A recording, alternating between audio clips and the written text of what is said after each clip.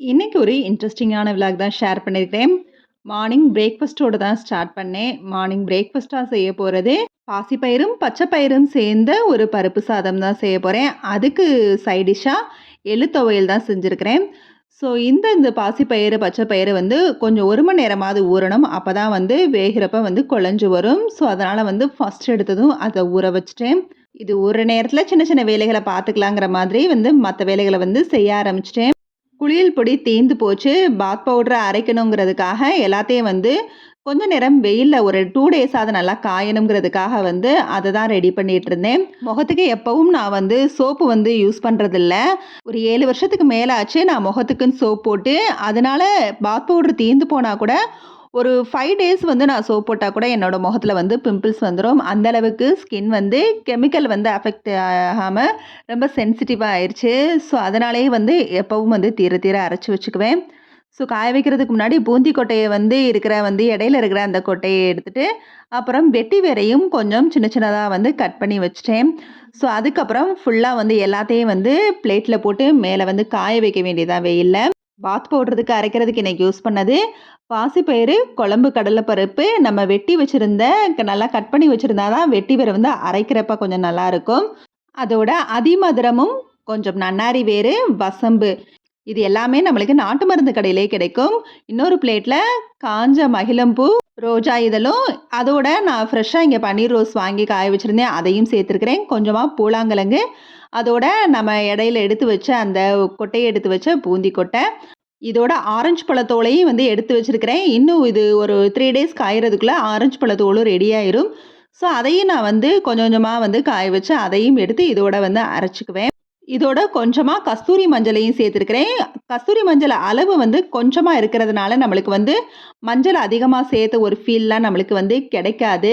So அதனால வந்து ஜென்ஸுமே இத வந்து யூஸ் பண்ணிக்கலாம். இதோட எனக்கு இயற்கையா கிடைக்காதது என்ன அப்படின்னா, ஆவாரம்பூவும் அதோட மரிக்கொழுந்தும் கிடைக்கல. அதனால அது 2யுமே நான் வந்து இந்த மாரி நாட்டு மருந்து கடையிலே பவுடரா வாங்கி வச்சுட்டேன். வெயில்ல காஞ்சதுக்கு அப்புறம் எல்லாத்தையும் அரைச்சுட்டு, அதோட இந்த பவுடரையும் வந்து 2யும் மிக்ஸ் பண்ணி நான் கலந்து வச்சுக்குவேன். இத விட ஆவாரம்பூவும், மரிக்கொழுந்தும் கிடைச்சாலே போதும். அதையும் நம்ம காய வச்சு எடுத்து அரைச்சுக்கலாம். சூப்பரான பாத் பவுடர் வந்து ரெடி ஆயிரும். இத வந்து வெயிலெல்லாம் காய வச்சுட்டு, அப்புறம் சமையல் வேலைய வந்து ஸ்டார்ட் பண்ணிட்டேன். இது நார்மலா நம்ம பருப்பு சாதம் வைக்கிற மாரி தான். குக்கர்ல எண்ணெய் ஊத்தி, கடுகுளுந்தம் பருப்பு, சீரகம் போட்டு தாளிச்சு, கொஞ்சம் முந்திரி பருப்பு, பச்சை மிளகாய், ஒரு வத்தல் போட்டு, அது சின்ன வெங்காயம் பொடிசா கட் பண்ணது, வெள்ளைப்பூடு அதையும் சேர்த்து நல்லா கலந்து விட்டு, கொஞ்சமா பெருங்காயம் சேர்த்துக்கலாம். சின்னதா தக்காளி பழம் சேர்த்துருக்கேன். தக்காளி சேர்க்கலனா கூட பரவால்ல. தக்காளி சேர்க்கலனா அப்படியே இந்த கோயில்ல குடுக்குற டேஸ்ட் மாரியே இருக்கும். இத நல்லா வதக்கி விட்டுட்டு, அதுக்கப்புறம் நம்ம ஊற வச்சிருந்த பருப்போட அரிசியையும் சேர்த்து நல்லா வந்து இந்த மாரி வதக்கி விட்டுக்கலாம். 1 கப் அரிசிக்கு 2 பருப்பையும் சேர்த்து ஒரு 1/4 கப் எடுத்திருந்தேன்.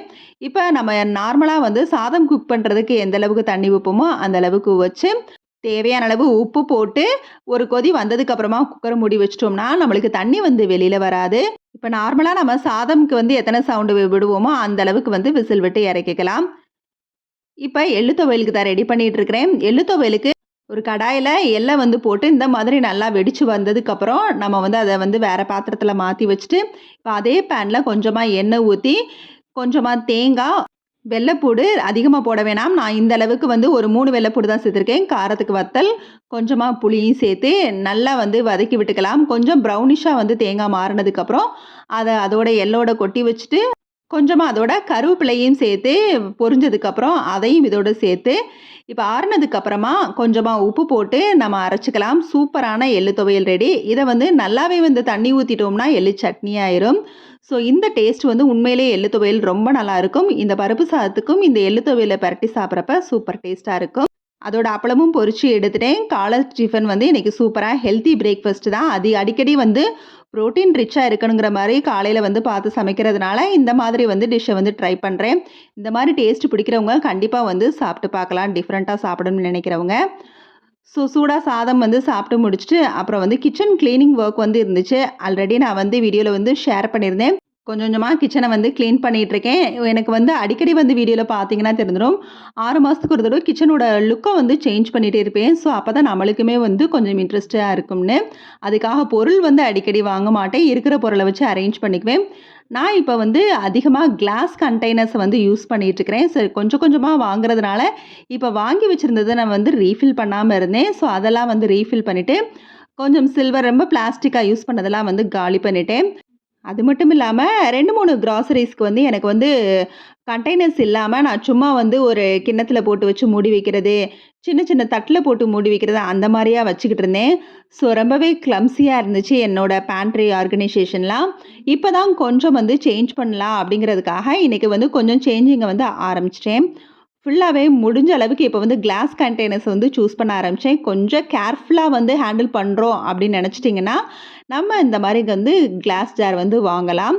அடுத்ததா உப்புக்கு யூஸ் பண்ற கரண்டி வந்து எப்பயுமே வந்து மேல அப்படியே துருப்புடிச்ச மாரி ஆயிருது. அதனால இதுக்கு வந்து மரக்கரண்டி சின்னதா ஒண்ணு வாங்கியிருக்கிறேன். அத தான் இந்த உப்பு ஜாடிக்குள்ள வந்து போட்டு வைக்கிறேன். கிளாஸ் ஜார் தான் அதுவும். எல்லாமே வந்து முடிஞ்ச அளவுக்கு கிளாஸ் கண்டெய்னர்ஸா வந்து மாத்திட்டேன். ஸோ இப்போ வந்து சின்ன சேஞ்ச் பண்ணலான்னு நினச்சி வச்சிருக்கிறேன். என்ன அப்படின்னா, இப்போ வாங்குற கிராசரிஸ்லாம் நம்ம ஃபஸ்ட்டு வாங்குறதுக்கும், இந்த ரீசென்ட்டா ஒரு 4 ஆர் 5 இயர்ஸ் கிட்ட வாங்குறதுக்கும் நெறைய டிஃப்ரென்ஸ் இருக்குது. அதிகமா வந்து வண்டு பிடிச்சிருது. ஸோ பயரெல்லாம் அதிகமா வெளியில வைக்க முடியறதே இல்ல. எனக்கு மட்டும் தான் அந்த கிராசரியில இப்படி இருக்குதான்னு கூட எனக்கு தெரியல. இப்ப வந்து வாங்குற அளவுகளே நான் வந்து கம்மி பண்ணிட்டேன். ஒரு 1/2 கேஜி அளவு வந்து வாங்கி ஸ்டோர் பண்றேன். அதுவே ஒரு சில நேரம் வண்டு பிடிக்கிற மாரி ஆயிருது. ஸோ அதனால வந்து அந்த மாதிரி ஐட்டங்கள்லாம் வந்து ஃப்ரிட்ஜில ஸ்டோர் பண்ணலான்னு நெனச்சுட்டேன். ஸோ அதுக்காக அளவா தான் நான் வந்து கிராசரிஸே வந்து வெளியில வைக்கிறேன். அடிக்கடி நம்ம யூஸ் பண்றத மட்டும் வந்து வெளியில வச்சுட்டு ரொம்ப ரேரா எடுக்கிற பயறு ஐட்டங்கள்லாம் வந்து உள்ள வைக்க போறேன். நம்ம பயறு ஐட்டங்கள் எப்படி இருந்தாலும் வீக்லி ஒன்ஸ் வந்து யூஸ் பண்ணுவோம். ஸோ வீக்லி ஒன்ஸ் யூஸ் பண்ணுறதா இருந்தாலும் மிச்சம் இருக்கிற பயறு வந்து வெளியில் இருக்கிறதுனால அது ரொம்பவே வந்து வண்டு பிடிச்சிருது.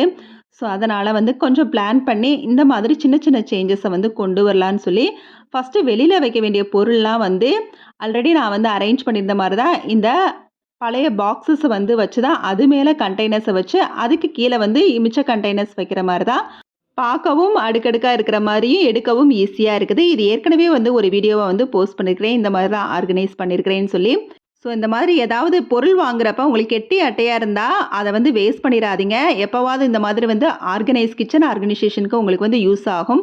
பாக்ஸ் மேலே வந்து பாக்ஸ் வச்சுங்கிற மாதிரி அதை அரேஞ்ச் பண்ணுறதுக்கு அழகாகவும் இருக்கும்.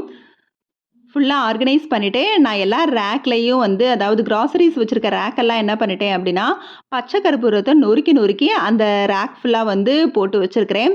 அதிகமாக வந்து எறும்பு வருது. இன்னொன்று வந்து கண்டெய்னர்ஸ் அதிகமாக இல்லாமல் நான் வந்து கிளம்ஸியாக போட்டு வச்சுருந்ததுனால அந்த அந்து பூச்சின்னு சொல்கிற அந்த குட்டி குட்டியாக பறக்கிற கிச்சனுக்குன்னே வரும். அந்த மாதிரி பூச்சியெல்லாம் வந்து வர ஆரம்பிச்சிருச்சு. ஸோ அதனாலேயே வந்து நல்லா ஆர்கனைஸ் பண்ணிவிட்டு பச்சை கற்பூரத்தை தெளித்து வச்சுட்டேன். அது மட்டும் இல்லாமல் கிச்சனுக்குள்ளே அந்த குட்டி குட்டி எறும்பாக வரும்.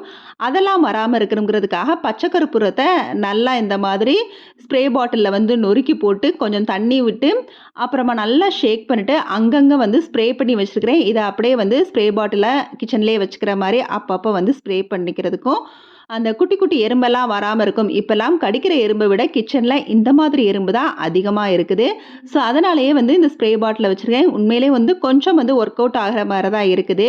இன்னொன்று ஆர்கனைஸ் பண்ணி வச்சுருக்க அந்த கிராசரி ரேக்கை திறந்தாலே அந்த பச்சை கற்பூரம் ஸ்மெல்லுமே நல்லா இருக்குது. ஸோ கிச்சன் கொஞ்சம் வாசனையாகவும் இருக்கிறதுனால இந்த பச்சை கற்பூரத்தை தாராளமாக யூஸ் பண்ணலாம், கெமிக்கல் இல்லாததுனால.